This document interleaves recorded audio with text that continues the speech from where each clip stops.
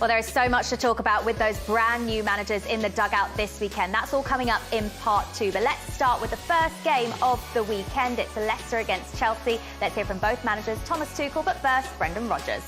It's a big challenge because they're a fantastic team. I think Thomas has gone in and he's got them really organised and working well, and that culminated in obviously them becoming European champions, and they've started this season very well. They've got an outstanding manager. They've got an incredible squad of players. When you play the big teams, you need to be at the top of your game. You need to play well. You need to be relentless in your work, and also you need a little bit of luck along the way as well. So, but we're looking forward to the challenge of it, and as I said, a fantastic team, and we'll be ready for it. I think they are a team full of individual quality, full of talent. They have it's a top club, it's a top team, it's a top coach, and so I expect a tough one. But I expect also a Chelsea team, our team, to play with hunger and with passion, and with a pure will to win. And this is the mindset which we want to install again to restart winning and to restart our engine after the international breaks. So it's Leicester against the league leaders Chelsea. Tim, being the first game of the weekend and Chelsea being 3 points clear at the top, is there a little bit of pressure there on Chelsea just to keep that distance away from the teams below them? Yeah, I think so. You always want to get off the mark. Everyone's chasing Chelsea at the moment, and they'll be happy with that position. I think that it's going to be a tough game. They know that. There's a lot of quality, as both managers talked about there. You hear a lot of managers talking about how good the opposition are, but I think in this case they're genuine. There is quality on both sets of teams, but no more so than Chelsea. You'd have to have them as favourites. I think Leicester have had a par start, below par, people would say, but I think for the realists, I think it's pretty much where they should be. I think they've overachieved for a number of years under Brendan Rodgers. I think because of Brendan, they've pushed themselves into 5th place a couple of times. If they were to achieve that again, I think it'd be a magnificent season for them. But with the start they've had, I think it'd be very difficult to be able to do that. I think Chelsea will win this game. Chelsea come into this off the back of a draw last time out against Burnley, where they weren't clinical enough. And Thomas Tuchel has said that Romelu Lukaku isn't going to be available for the game tomorrow. He is back in training, but not fit yet.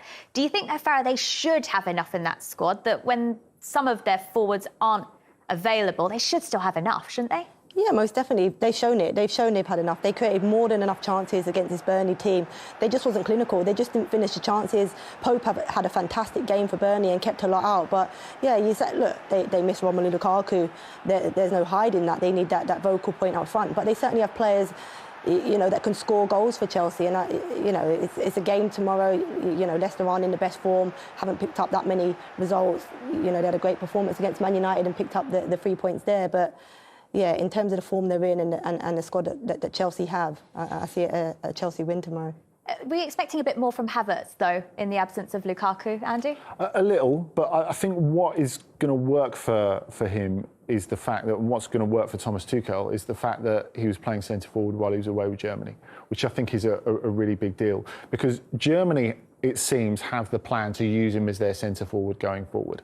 And he can do all that stuff. I think because Havertz has got so much ability, it's easy to overlook. This is a guy who's 6'2", who can score headers from the penalty spot. Now, medium and long term, he's not going to do that for Chelsea simply because Lukaku's there. So they're going to have to figure out a different way to use him. And luckily, he's versatile. But in the meantime, and we saw it in that Burnley game, the goal that Havertz scored on that is such a normal number 9 goal.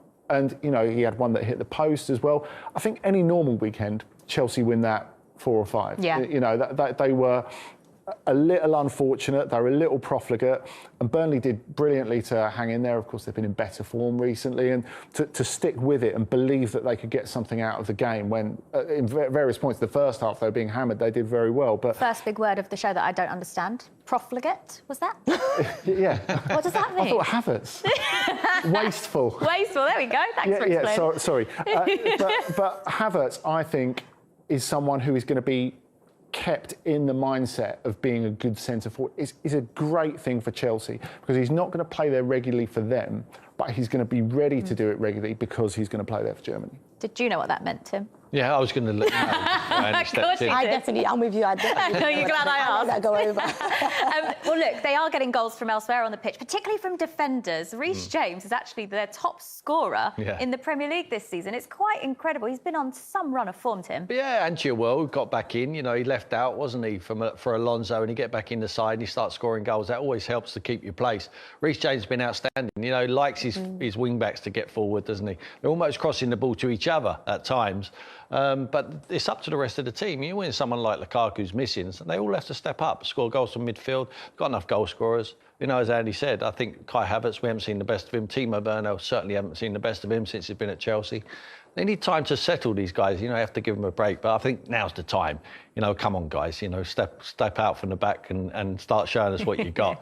And I'm sure the Chelsea fans will be saying that as well. Reece James, he did that, didn't he, at Wigan when he was there? He played as a centre mid, and you saw, you know, some of the goals that he scored there for Wigan. He had a fantastic month, you know, 4 or 5 months the season he had there. So he's certainly somebody with that attacking mindset anyway. And I think under Tuchel, he's certainly bringing the very best out of him.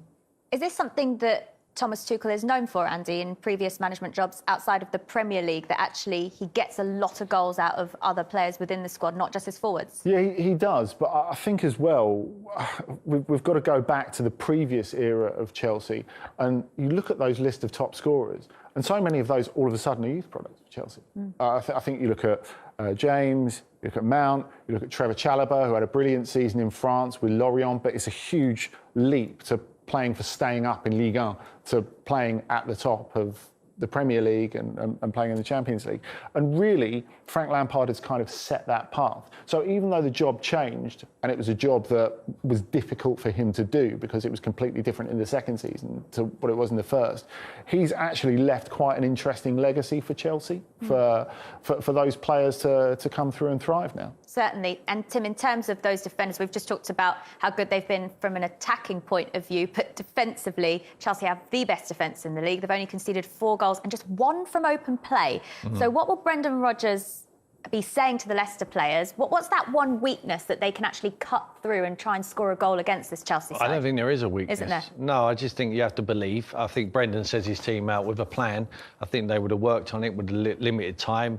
Like Andy said, a lot of these boys have been away on international duty, so as much as you think it's a good opportunity to get some information to your squad, you end up with no players. You're training with the reserves, but, you know, they had a couple of days now to work on something. I think they'll be very pragmatic. They'll want Chelsea to take the initiative, and they'll try and catch them on a counter-attack with the likes of Vardy. Vardy's pace. Tielemans is a very important player. We've seen how good he's been with his passing and goals, what he scored this season as well, spectacular finishes. They're going to have to play well to win the game, and I think Brendan knows that. But the belief, they have to believe that they can go and win and beat Chelsea. I think the Vardy point's a great one, actually, because I think when you look at the chances that Burnley got later in that game, it wasn't anything complicated. It was a straight ball, and if you can target Thiago Silva and he hasn't got the cover, he's just not as quick as he used to be. He's still a great defender, but if you pit him against Vardy in a foot race, there's only one winner in that. So I think that's what they've got to look for. In terms of... Go on. No, I was going to say, because Tuchel, for the goal that they conceded against Burnley, the concentration, you're so used to seeing Chelsea as a back five when they're defending. The concentration has always been so good, and that's why they don't leak so many goals. And the concentration in that Burnley game, maybe because they were so in control of the game in terms of attacking and chances, they switched off and the goal was sloppy. So I would imagine that Tuchel, certainly spoke about that goal and the concentration in late moments when they're in such control of games. So it could be again tomorrow, that could be something that they will be focusing on. From a managerial point of view, Brendan Rodgers has been asked quite a few questions about Manchester United this week, being linked with that job, which he's not wanting to entertain right now. How difficult is it to block all of that out when you're heading into your next game? What, for Brendan? I think it's a nice problem to have. It's always nice to be wanted, isn't it? And loved by other teams. I think I've said it before. I think he should have struck while the iron was hot. If Man United were there, why he was hot, fifth on a couple of occasions. I think if he believed that Man United were the right team for him, he should have jumped. Isn't it? Not often you're going to get a chance to manage Manchester United. Tottenham were hunting him down as well. I think he turned that one down a couple of times now. Arsenal, speculation there. Looks like he's missed the boat there because Mikel's turned it around. So limited opportunities left. It looks like Man United not going to make a change, but If I'm Brendan Rodgers, I'll be tempted by that. As much as Leicester are a very good football club and they've got great owners and they're on this project, you hear managers talking about it a lot. You know, we're only start the project, we need to see it to the end. Listen, I think he's a quiet operator, Brendan. He never shouted his mouth off when he left Celtic, did he? He just left. You know, that is what's going to happen again. All of a sudden, one day he's going to be there, next day he's not, and he's going to be somewhere else, and it'll be a bigger club than where he's at now. Do you think he's taken Leicester as far as he can? I think you have to wonder if there is a ceiling. What's interesting to me is the fact that not only have they started this season a little bit slowly, and I think the form of Maddison at the start of that was huge as well, although they did some great things without him at the back end of last season. The fact they've been really disappointing in Europe, that's a bit of a concern for me, and they might not even get out of that group. Now, of course, they could finish third, end up in the Conference League, which I'm not sure is something Brendan Rodgers will be entirely into. Although, who knows, maybe that's a gettable trophy for Leicester. At the moment, we think it's going to be a kind of Roma-Spurs final, don't we, in that? It feels like destiny, Mourinho against Spurs, doesn't it? But that's something, I think, if you're Rodgers, where you're thinking, yeah, maybe there is that ceiling. I agree with the guys. Like, in terms of recruitment, the club couldn't be doing any more. They're absolutely maximising what they are. But I think if they're not going to get into the top four this season, I don't think it's going to happen, because I think you look at United and the difficulties they're having. The top three are set in stone for me, but I think there is that fourth place. I don't know what you guys think, but I think that's relatively open. I think it's open, but I don't think Leicester are the team. You seen last year, they were up there, they hung in for so long, and then you know, when it really mattered, they just fell off. And I think that's where they're at. I think, as Tim mentioned earlier, they've probably hit their limits under Brendan. So I don't see them competing for fourth spot this season. They'll finish top 8, I would imagine, but certainly not the top 4. Yeah, I give them an opportunity to, along with Tottenham now. Hopefully, if Conte can lift their spirits. Obviously, Arsenal, West Ham have gatecrashed the party. Where did they come from? You know, and you have to give them the benefit of the doubt. They're real. You know, they're taking some big scalps at the moment fit. I'm not sure they've got the depth at the moment. Perhaps the owners there might give David Moyes some money, you know, could trust him with it. I think that he's earned the right to be trusted with the money in the transfer market. If they buy correctly in January, if there's someone out there, why not? Why can't they challenge Manchester United? You have to say Man United are going to be the favourites to take that full spot. But at the moment, on current form, you can't see where Man United are going to win another game, apart from this weekend. Come on to that a little bit later on. And by the way, Andy, you're in charge of our predictions today, so we'll be seeing those at the end of the show. In the meantime, though, big question when it comes to Callum Hudson-Odoi is, Leroy, where's his best position, and how much threat does he carry as a wing-back as well? As a wing-back, I liked it because it challenged him. And Thomas Tuchel was just challenging him, saying, you have to do more. Because what I think with Callum is that it's been too easy for him as a player, because he gets the ball and he's a wonderful player. But he needs more. And in terms of more, I'm not just talking about work rate, I'm talking about goals. I think that's what's lacking. And I think Dejan Santo's got the same problem at Man United all of a sudden. We know that both these players got amazing ability. It's not enough. You've got to have an outcome, a positive outcome. He's got one goal this season, and I think that's what Thomas Tuchel is trying to get out of him. Because, you know, maybe in our day, because you had this 2 players playing up front and he could just assist, it's different now. When you're playing without a striker and you're coming in off that wide area, you have got to be able to finish. And that's something that he has got to work on. And by the way, I think he can do it because he's that good. But I think it will take a little bit of time. It was 1-1 the last time they played together. Were there positives to take from that match? From the... Yeah. From the Burnley game, positives. I'd done the game and they absolutely battered them, and they should have been 5 or 6-0 up, and they couldn't bury Burnley. And it was one of those games when you're commentating on the game and you're thinking, if Chelsea don't get the second, Burnley will get one chance in this game and they'll score. But the amount of chances they created, especially down their right-hand side, I mean, this is a training ground goal. It's out wide, front man in the box, Kai Havertz with a brilliant header, textbook header. Then they kept getting chances. Ross Barkley was really good in the game. Callum Hudson-Odoi should score. Goalkeeper Nick Pope was pulling off saves, and it was just staying at 1-0. And then they do this. Both players off the bench, Vidra goal, sorry. And the way they played, it was panic stations for them in the end, because Thomas Tuchel would have been fuming. To go back to what you asked Leroy, and he was right to use a Jadon Sancho example, because both of them are really exciting wingers. And when you simplify the difference between wingers and wing-backs, wingers are expected high up the pitch. They can do a lot of their damage 1v1. They can create things in the last third. And they don't have any really defensive duties. When you go back and play as a wing back and you go from box to box, it's very then hard to go pitch to pitch. So if you're defending in the last thirds, that's hard. You get from box to box, you can do your magic because you're a good technician, you can handle the ball. Then when you get right at the top end of the pitch, have you got the energy to put crosses in, get goals and assists? It's one of the hardest positions to play, being a wing back, and you're asking a winger to do that. So if you're asking me, does he fit into that wing back position? I would say no, and nor does Jadon Sancho. It's up to him now to prove that he's got the intelligence, which he has, because I've seen him play centrally. I've seen him play as a number 10, Hudson-Odoi, and he can do it. He's now got to start, as Leroy said, putting in goals and assists. And when you get numbers, you can't be left out the side. So it's a hard position for him to try and succeed in being a wing-back. Yeah.